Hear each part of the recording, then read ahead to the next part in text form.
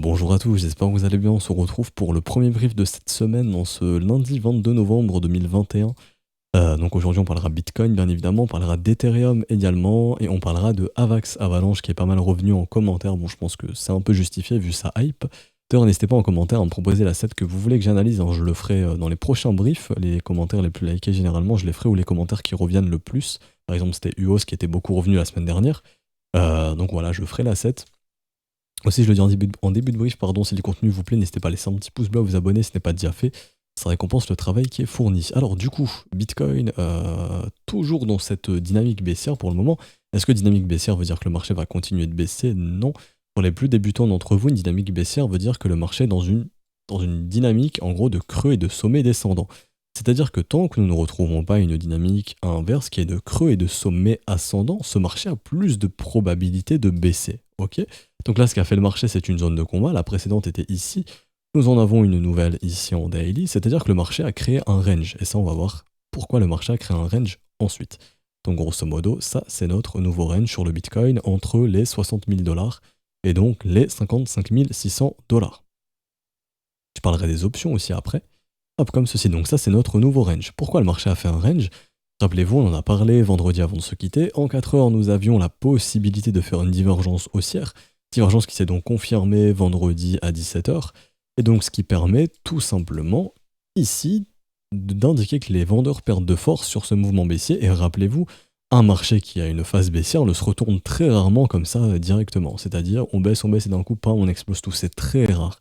Généralement, on a toujours une phase de range. Et ensuite, on a soit la résolution du range vers le nord qui là peut nous ramener du coup de nouveau dans une dynamique haussière et du coup reprendre un marché haussier, ou alors on a une continuation qui est baissière. On ne peut jamais savoir à l'avance, c'est pour ça que ça sert à rien de jouer au magicien à la boule de cristal. La meilleure chose à faire est de tout simplement attendre la sortie du range. Par exemple ici, lorsqu'on a eu la phase baissière, on a eu les divergences haussières ici, on a eu notre range et donc il fallait justement attendre la sortie du range. Et donc là, changement de dynamique, retour d'une dynamique haussière. Ok? Bah là c'est pareil, on attend de voir si ce marché est mature ou non pour reprendre une dynamique haussière, mais pour l'instant on est bel et bien dans la phase de range. Donc on était venu d'ailleurs parfaitement chercher l'extension de notre précédent range, donc le marché à bottom ici, bottom hypothétique, on ne peut pas encore affirmer que c'est le bottom, et donc là nous sommes dans ce qu'on appelle un range, et donc je vais matérialiser les deux points. Maintenant vu que je l'ai fait en daily, ouais je vais quand même le faire ici, ce serait quand même assez intéressant. Entre ces deux bornes, c'est-à-dire que le marché va être bloqué entre 55 600 et 60 000 dollars pour potentiellement encore quelques heures, voire quelques jours. Et pourquoi je dis ça? Parce que nous avons l'expiration d'un gros contrat option de 44 777 bitcoins, ce qui est énorme, pour le 26 novembre. Et donc, le max pain price est à 58 000 dollars, c'est-à-dire qu'il faut être entre 58 000 dollars, enfin, il faut être proche des 58 000 dollars pour faire perdre un maximum de gens sur ce contrat option.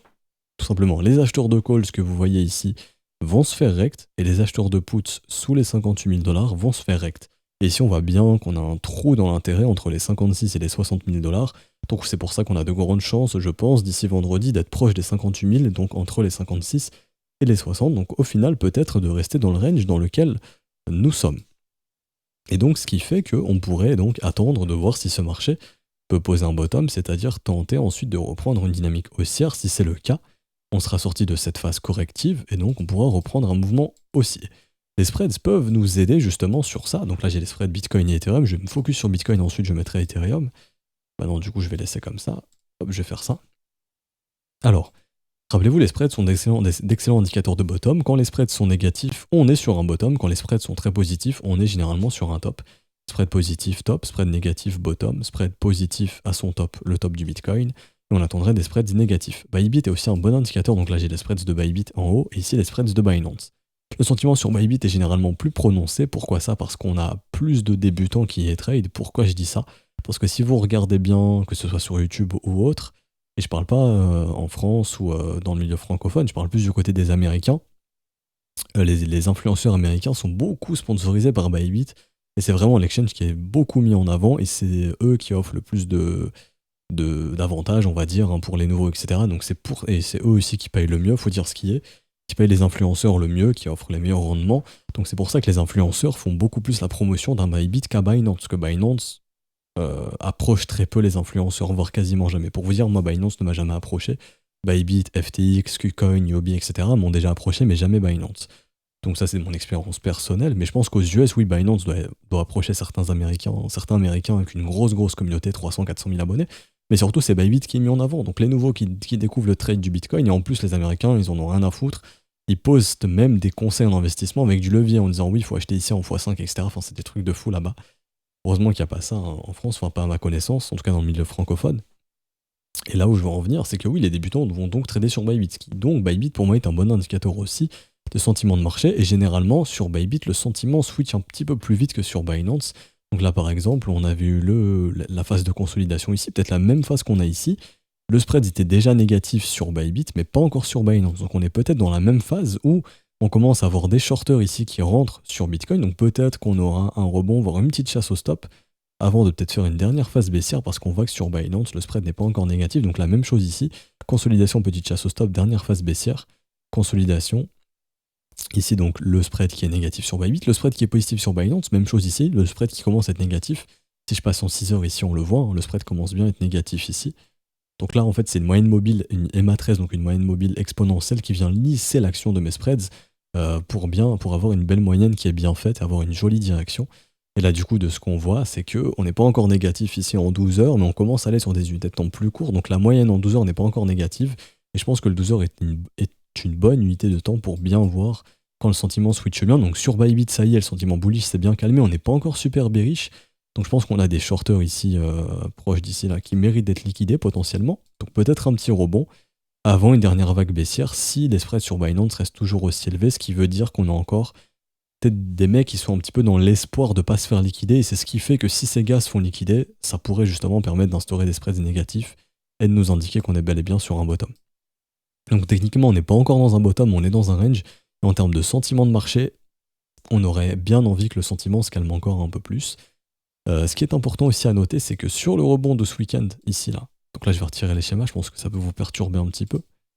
Hop, sur le rebond de ce week-end, les spreads ont continué de baisser. C'est-à-dire que pour l'instant, les gens ne sont pas d'accord avec le fait que les prix réaugmentent. Maintenant, c'est un mouvement qui a été fait en week-end. Il faut absolument qu'en semaine, ça se confirme. C'est-à-dire que si on veut une résolution haussière, il faudrait que ça se fasse en plein week-end. Et là, que les gens ne soient pas d'accord. Là, c'est un mouvement de week-end, on s'en fout un petit peu pour le coup. Donc c'est à voir. Donc personnellement, ce à quoi je m'attends, c'est soit un range, ok, enfin on est déjà dans un range, donc soit en range ici, les spreads continuent de baisser, donc là les gens se mettent à shorter dans le range et c'est super, on pourra poser un bottom et repartir. Soit les spreads restent assez élevés et donc c'est ce qui m'indique personnellement que je pense qu'on a des liquidations plus bas à venir chercher et que là on a un petit peu des gens qui sont en mode espoir, il ne faut pas que je me fasse liquider. Quand vous êtes dans ce sentiment d'espoir, pas que je me fasse liquider, bah, généralement le marché vient vous liquider quoi. Donc c'est ce qui fait que je pense qu'on a un paquet de gens qui sont en mode espoir sur Binance et je pense qu'on a peut-être des gros pics de liquidation plus bas. Pourquoi je dis ça? Parce que de toute façon je le vois sur The Kingfisher, on a quand même des grosses liquidations dans les 55 000, dans les 50 000 $, dans les 53 000 $. Donc ouais, plutôt l'impression qu'on puisse liquider ces gens-là tôt ou tard. Donc peut-être la semaine du range où justement on a l'expiration des options, donc faut clôturer proche des 58 000 $ vendredi. Et peut-être du coup la semaine prochaine le dernier nettoyage si le marché n'est pas shorté. Et ensuite ce sera probablement le bottom. Et donc d'ailleurs, on regarde quelle zone peut nous intéresser. Et bien évidemment la zone de rechargement. Hein. La zone la plus intéressante à l'heure actuelle pour recharger en Bitcoin, c'est entre 50 800 et 45 800. Et je dis pas qu'on va aller dans cette zone, je dis juste que si je voulais recharger en Bitcoin, je le ferais ici, comme son nom l'indique, zone de rechargement. Et aussi une chose à noter, et qu'il y a un creux ici dans le volume profile qui est bien défini, donc c'est une zone où on pourrait capturer beaucoup de liquidités pour des whales. Donc juste le fait de venir défoncer le support des 53 000 pourrait leur permettre de récupérer toute la liquidité ici. Entre les 48 du coup et les 52 000 environ, parfaitement dans la zone de rechargement pour poser un bottom ensuite et se reprendre.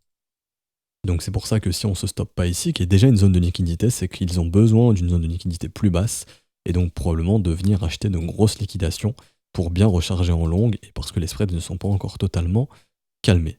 Encore en revanche, je le répète une dernière fois, si on range et que les spreads diminuent, c'est que le sentiment s'estompe, que les gens shortent le range, comme ce fut le cas ici, et que là on pourra pumper. Mais j'ai pas encore l'impression que ce soit bien le cas. Ça commence à l'être doucement sur Bybit, mais sur Binance c'est pas encore le cas. Et pour moi Binance c'est vraiment le best indicateur, hein, le dérivé de Bybit, de Binance, c'est vraiment le spread de Binance, c'est vraiment le meilleur indicateur pour le coup. Et donc ici, là, hop, spread négatif, bottom, spread négatif, bottom, spread négatif, ici, bottom. Spread négatif ici, bottom, spread négatif, bottom, spread négatif, bottom, spread négatif, bottom, vous l'aurez compris. C'est très très puissant, ça montre que les gens shortent le marché, donc il est prêt à reprendre un mouvement haussier. Surtout en bull market, quand un marché est shorté, ça permet de bien péter vers le haut ensuite. Du coup, j'ai fini pour Bitcoin, je vous parle rapidement d'Ethereum également, donc là je vais aussi utiliser les spreads. Ethereum, c'est différent. Ethereum, sur Bybit, on est déjà bien dans le négatif ici, donc le sentiment s'est déjà bien calmé. On peut même dire que les gens sont peut-être en train de shorter l'Ethereum. Mais également, ce qui est intéressant, c'est que sur Binance aussi, ça s'est beaucoup plus calmé que sur le Ethereum Binance, ça s'est beaucoup plus calmé que BTC Binance. Donc ce qui veut dire que ici, les sentiments sur Ethereum s'est bien plus calmé, que les gens soient aussi un peu moins bullish sur Ether que sur Bitcoin. Et c'est pour ça aussi que la paire Ethereum-Bitcoin est vraiment intéressante et que ça ne m'étonnerait pas si les gens restent bearish sur Ether, en tout cas plus bearish sur Ether que sur Bitcoin, que Ether puisse bien performer au cours de l'année 2022 et qu'on puisse avoir une année où Ethereum soit plus mis en avant, par exemple, que le Bitcoin. En tout cas, la chart Ethereum-Bitcoin donnera cette direction. Si les W weekly se forment sur Ethereum, une grosse consolidation de mai jusqu'on va dire, je sais pas moi, décembre, janvier 2022, et qu'il y a une cassure haussière, pour moi, c'est un signal clair que Ethereum défoncera Bitcoin sur l'année 2022. Je dis pas qu'Ethereum dépassera Bitcoin en termes de capitalisation, mais je dis juste que Ethereum pourrait performer plus que lui, par exemple, comme du mois d'avril jusqu'au mois de mai, où Ethereum a pris plus de valeur que le Bitcoin en termes de retour sur investissement, en termes de progression en pourcentage. Voilà, c'est là où je veux en venir. Par exemple, Bitcoin fait 100% de progression en 2022, Ethereum fait 250%. Donc Ethereum performe bien plus que le Bitcoin. Alors, et donc ici, le spread dérivé sur Bybit qui est déjà négatif, sur Binance, pas encore. Donc c'est ce qui fait que par exemple, si BTC met un coup de pression au sud, BTC pourrait drop un petit peu plus que que Ethereum. On a vu ce week-end, Ethereum a fait un rebond de 11% environ, 12% même. Bitcoin lui a fait un rebond simplement de 7% de mémoire. Donc Bitcoin sur ses rebonds est plus faible qu'Ethereum. Ce qui fait que Ethereum pourrait chuter un petit peu moins et que Ethereum pourrait se reprendre plus vite que le Bitcoin et performer plus que lui. Donc peut-être que pour un investisseur, se focus sur Ethereum pourrait être peut-être un petit peu plus intéressant. Ça dépendra de la charte Ethereum Bitcoin, mais s'il y a qu'à sur des 0,08, pour moi c'est clair que Ethereum sera plus intéressant pour un investisseur que le Bitcoin en termes de retour sur investissement. Et donc voilà, pas encore négatif, donc on peut s'attendre encore peut-être à de la consolidation juste ici pour qu'on puisse avoir la capitulation, donc les spreads négatifs pour poser un bottom ensuite. Ou alors on a besoin de mettre un dernier coup de pression pour poser le bottom ensuite. Et là on aura probablement des spreads négatifs. Je pense pas que les gens seront bullish si on remet un petit coup de pression sur Ether, si on revient, si on va sous les 4000, je pense que le sentiment va devenir définitivement négatif. Tout comme Bitcoin, je pense que si on s'installe sous les 55 000, le sentiment deviendra probablement négatif. Et même sous Bitcoin serait peut-être même sous 50. Si on vient peut-être sous 50, je pense qu'on aura définitivement un sentiment négatif et ça correspond au final à la zone de creux dans la zone de rechargement, donc c'est peut-être la zone qui peut nous intéresser. Et aussi n'oubliez pas, sur Kraken, très suspect, les gros ordres en Bitcoin qui attendent entre 55 000 et 51 000 dollars, on parle des ordres de millions ici, et il y a aussi sur Ethereum Future où, voilà, entre 3200 et 3600, il y a vraiment de gros ordres qui attendent. Et il me semble que sur BitMEX, il y a des ordres aussi assez suspects, peut-être qu'ils ont été retirés. Non, ils sont toujours présents ici dans les 54 000 dollars. Bon, à voir. À voir. Si tout le monde va acheter cette zone, on n'y ira pas. Ou alors si on y va, on la défonce. C'est simple. Il n'y a pas d'entre-deux. Les petits poissons ne peuvent pas acheter là où les whales veulent acheter. Si tout le monde veut acheter par exemple 53 000 et qu'on y va, ça se fera défoncer pour aller plus bas, pour poser un bottom plus bas. Si on n'y va pas, c'est que le marché bottom ici, on repart. Très simple. Et là, les spreads indiquent plutôt que pour l'instant, la hype n'a pas encore été assez effacée. Donc on pourrait s'attendre à une dernière attaque baissière pour poser le bottom. Après, jusqu'où ça ira, personnellement, je me dis qu'entre 48 et 52, c'est vraiment une excellente zone pour poser un bottom et récupérer un maximum de liquidité. En tout cas, comme vous le savez, c'est la zone... enfin, on parle depuis longtemps de cette zone, depuis le fameux nettoyage. On avait dit que 53 500, vraiment, c'est jackpot pour récupérer un max de liquidité. Donc c'est la zone que je surveille, franchement, personnellement, tant que je vois pas de bottom se former, encore une fois. S'il y a un bottom qui se forme, là, bye bye les 53 000, allons péter la TH. Là-dessus, on est bien d'accord. Alors, du coup, Avalanche, qui doit être ici. Yes. Donc Avalanche qui est dans une phase un peu parabolique. Est-ce que c'est le moment d'acheter Avalanche? Absolument non. Ok, techniquement c'est trop tard pour des investisseurs. Pour des traders qui suivent la tendance, si vous avez des setups type court terme, par exemple ici je pourrais en avoir un, c'est-à-dire je regarde où est-ce que mon marché a retracé. Hop, 0,382 c'est super. Je regarde aussi la consolidation du prix. Je vois encore des W, donc je me dis qu'il en a encore dans le ventre. Donc je me dis que si on break ici, il y a potentiellement moyen de venir chercher une continuation de 100%. Donc hop, qui nous ramènerait sur les 180 $. Mais en tout cas, la consolidation ici est très bien. Je peux ajouter aussi un biais instit toujours bullish. Je vois également des W sur le biais institutionnel, ce qui est super positif. Je peux mettre le biais MA13 et MA30, qui lui aussi est proche de redevenir positif. Donc si c'est le cas, vraiment, il y a tout ce qu'il faut pour déclencher un setup qui pourrait nous ramener à 180 $. Mais là, c'est vraiment court terme et pour des traders de continuation, pour ceux qui suivent la tendance. Pour un investisseur, c'est trop tard ici. Le train, il est loupé. On achète quand c'est horizontal, ça c'était intéressant, et où ça en zone de rechargement. Vous regardez, hop, ici AVAX, vous prenez la zone de rechargement, on était en plein dedans, voire légèrement dessous, encore mieux. Et ici on achète quand c'est horizontal, ça c'est intéressant. Dans la zone de rechargement ou dessous quand c'est à plat, mais là c'est trop tard, ok. Bien qu'il peut monter à 180, 200 $, et là il y a les débutants qui comprennent pas trop. Oui, mais si tu me dis que ça peut monter à 180 ou 200, pourquoi tu me dis que c'est trop tard pour investir? Parce que techniquement ce n'est plus un marché où les professionnels investissent. Les professionnels ici prennent profit, c'est-à-dire que eux ils ont acheté quand c'était horizontal, et là ils sont en train de vendre sur la verticalité, c'est ce que fait un pro, on achète horizontal, on vend vertical. Donc même si ça peut aller à 200 $, même si ça peut aller à 200 $, ce n'est pas une raison de trading, c'est juste une probabilité qui fait que c'est un trade qui sera drivé par vos émotions, et c'est pas ce qu'on veut. Nous on veut des conditions professionnelles, et les conditions professionnelles étaient ici. Pour le coup là il n'y a plus aucune condition professionnelle. On est dans un marché, on va chercher à vendre. Par contre, pour les traders de continuation, donc ceux qui suivent la tendance, là il y a un setup 1 heure qui se forme, et pour l'instant le momentum reste assez fort, je regarde en 1 heure aussi. Le momentum redevient assez fort, bon idéalement il faudrait voir de nouveaux W, donc ça va, il faudrait aussi voir le volume revenir, donc là il y a des signes de consolidation, mais si jamais le W se forme, on pourrait très bien faire un nouveau sommet sur AVAX, et tenter de se diriger vers la target de continuation, ou le prochain chiffre rond, on s'arrêtait un tout petit peu avant, vers les 150 $, voire un petit peu plus haut.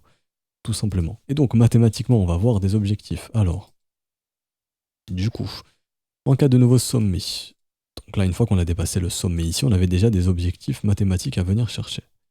Alors, ici, donc entre 92 $ et 111 $, on les a explosés. Donc quels sont les prochains niveaux?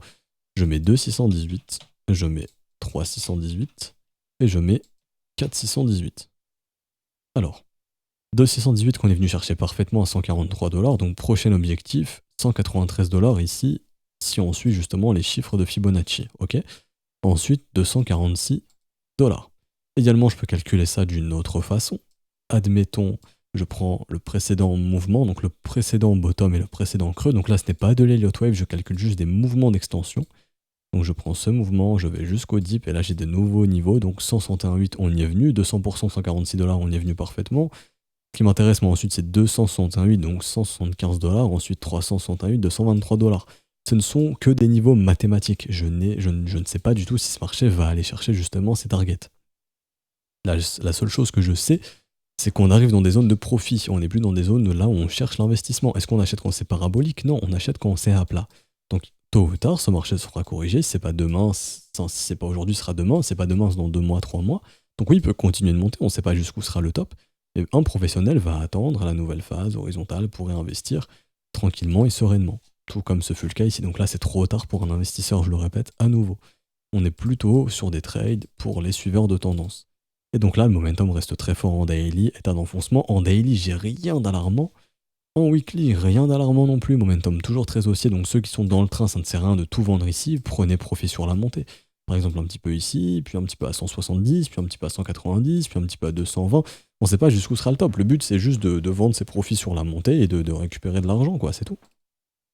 C'est ça le but d'un professionnel. Maintenant, ce qu'il faudrait faire plutôt, c'est peut-être se focus sur l'écosystème d'Avalanche.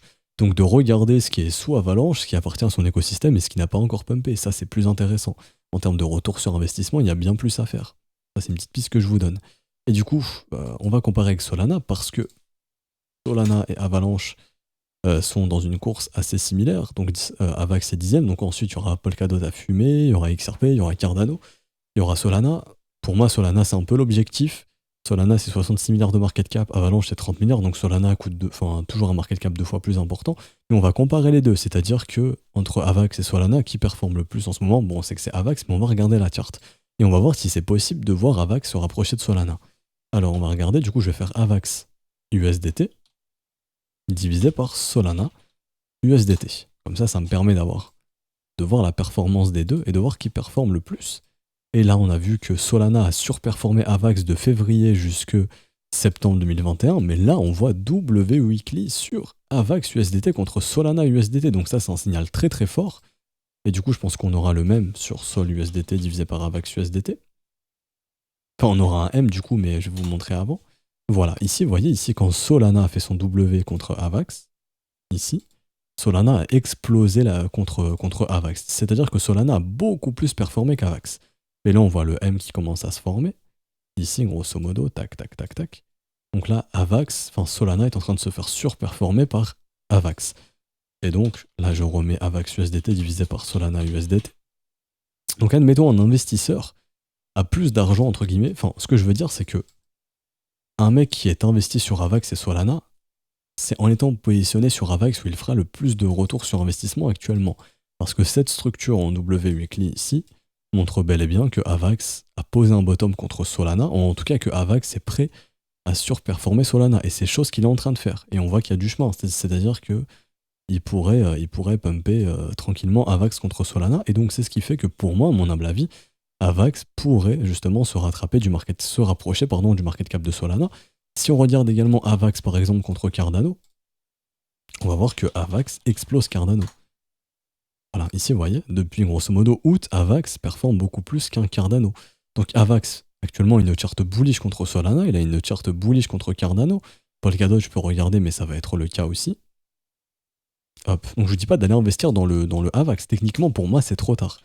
Je vous dis juste que si vous êtes investi dedans, vu qu'on est en découverte de prix, les objectifs pour se dire, ok, comment je peux estimer, comment je peux prendre des profits autrement qu'avec des targets, par exemple, type Fibonacci ou autre. On peut le faire en comparant les charts et en regardant les market cap des deux, et de se dire que du coup, oui, c'est vrai que si AVAX est très bullish contre Solana, il peut se rapprocher de son market cap. Donc, si AVAX il est plus bullish que DOT, que XRP, que ADA, que Solana, que même peut-être BNB, bah, il va se rapprocher de leur market cap. Donc c'est-à-dire que AVAX, je pourrais tenter de le revendre si j'en avais par exemple quand il atteint les 50 milliards, 55 milliards, donc de revendre un petit peu par parler, surtout en termes de market cap. Donc par exemple ici, prochain objectif de vente, ce serait de dépasser le Polkadot, donc de me dire ok, je revends AVAX quand il atteint 40 milliards de market cap, ensuite 45 milliards, ensuite 50, ensuite 55, etc. etc. Et on voit que pour dépasser Solana, il faut dépasser les 66 milliards. Est-ce que AVAX peut dépasser Solana? Ça, j'en sais strictement rien. Mais ce que je sais, c'est que AVAX, techniquement, est plus bullish que DOT, est plus bullish que Solana, est plus bullish que Cardano, et probablement est plus bullish aussi que XRP, sans aucun doute. Exactement.